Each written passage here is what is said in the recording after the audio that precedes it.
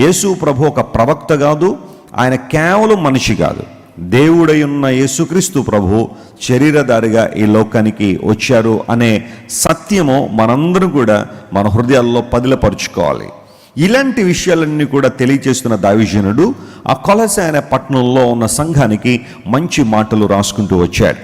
4 అధ్యాయాలు కలిగిన ఈ పత్రికలో 4వ అధ్యాయంలో ఇప్పుడు దాకా మనం చదువుకున్న ఆ కొన్ని వచనాల్లో 3 ప్రాముఖ్యమైన అంశాలు అపోస్తలుడైన పౌలు మెన్షన్ చేశాడు. 3 విషయాలు అక్కడ క్లియర్గా రాయబడ్డాయి. వాటిని ఈరోజు మనం ధ్యానం చేసుకుని ముగింపు ప్రార్థనలోకి మనం వెళ్తాం. మొట్టమొదటిగా, మీరు ప్రార్థన యందు కృతజ్ఞత గలవారై నిలకడగా ఉండండి.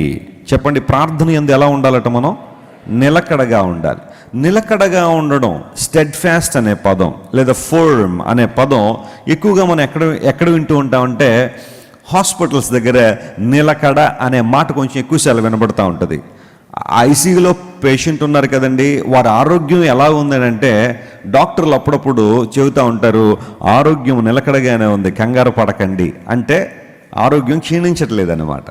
నిలకడ అంటే అర్థం ఏంటంటే ఆ ఉండాల్సిన పరిధిలో, ఉండాల్సిన స్థాయిలో ఆరోగ్యం ఉంది అని. అప్పుడప్పుడు సెలబ్రిటీలు కొంతమంది హాస్పిటల్లో అడ్మిట్ అవుతున్నప్పుడు ఆ హాస్పిటల్ మేనేజ్మెంట్ వారు ఆ రిపోర్ట్ ఇస్తూ ఉంటారు వారి గురించిన. ప్రతిరోజు ఉదయం మరియు సాయంకాలం మీడియా ముందుకు వచ్చి వారి గురించి మాట్లాడుతారు. ఎందుకంటే సెలబ్రిటీస్ కదా వాళ్ళు, వారి గురించిన అవగాహన ప్రజలకు ఉండాలి.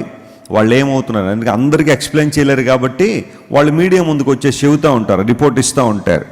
బీపీ చూసాము, షుగర్ చూసాము, థైరాయిడ్ బాగానే ఉంది, మెదడు బాగానే ఫంక్షన్ చేస్తుంది, ఊపిరితిత్తులు బాగానే ఉన్నాయి, కిడ్నీలో కొంచెం ప్రాబ్లం ఉందని డీటెయిల్డ్గా ఆ రిపోర్ట్ వాళ్ళు ఇస్తూ ఉంటారు.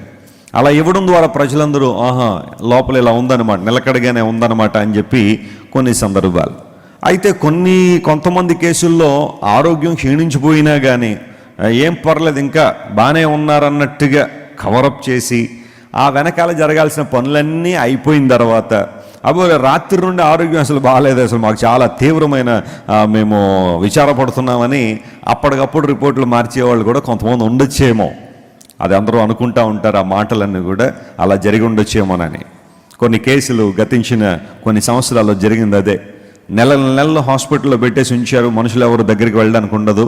ఎందుకు అంతసేపు ఉంచారు? వాళ్ళు చనిపోయి చాలా కాలం అయింది, లేదా చాలా రోజులు అయింది కదా అంటే ఇంకా వెనక చెక్కబెట్టాల్సిన కార్యక్రమాలు చాలా ఉంటాయి. అవన్నీ చెక్కబెట్టేసిన తర్వాత అప్పుడు డెత్ అనౌన్స్ చేస్తారు. సో యూజువల్గా నిలకడగా ఉండండి. నిలకడ అనే పదం ఎక్కడ వినబడుతుందంటే హాస్పిటల్ దగ్గర. మనం ఎక్కువ ఆరోగ్యం నిలకడగానే ఉంది, ఆశించిన స్థాయిలోనే ఉంది, ప్రమాదం ఏమీ లేదు అనే ఆలోచన. పౌలు మహాశయుడు అంటున్నాడు, కొలొస్సే పట్టణంలో ఉన్న సంఘమా, ఇది లవోదికీయ అనే పట్టణానికి దగ్గరలో ఉన్న ఒక పట్టణం. ఏన్షియంట్ ఏషియా మైనర్లో కొన్ని ప్రాముఖ్యమైన పట్టణాలు ఉన్నాయి. మనం ప్రకటన గ్రంథం 2వ అధ్యాయం నుండి మనం చూస్తూ ఉంటే 7 సంఘాల వివరణ అందులో ఉంటుంది. నేను ఆ ప్రకటన గ్రంథంలో 7 సంఘాల గురించి లాక్డౌన్లో ఒక బైబిల్ స్టడీ నిర్వహించినప్పుడు మీలో చాలామంది ఆ బైబిల్ స్టడీలో పాల్గొన్నారు. అందులో చిట్ట చివరి పట్టణం లవోదికీయ అనే పట్టణానికి దగ్గరలోనే కొలొస్సే అనే పట్టణం ఉంది. చాలా వ్యాపార కేంద్రం, చాలా ధనికులు ఉండే ప్రాంతం అటది. ఆ ప్రాంతంలో చాలామంది దేవుణ్ణి అంగీకరించి ప్రభువు ప్రేమను తెలుసుకుని యేసుక్రీస్తు ప్రభులో వర్ధిల్లుతున్నారు. సంఘం అనగా క్రీస్తు ప్రభువులో స్థాపించబడిన వారు, యేసుక్రీస్తు ప్రభుని తమ రక్షకునిగా చేర్చుకునేవారు, హృదయంలో ఆయన అంగీకరించిన వారు. సంఘం అనగా మతాలు మార్చుకున్న వాళ్ళు కాదు, కానీ మనసులు మారినవారు, హృదయాలు మారినవారు ఒకచోట చేరి దేవుని ఆరాధిస్తూ, దేవుని స్తుతిస్తూ, దేవుని మహింపరుస్తూ ఉన్న ఒక అద్వితీయమైన ద్విగుణీకృతమైన అనుభవం దేవుని సంఘంలో మనందరం కూడా పాలిభాగస్తులై ఉండడం.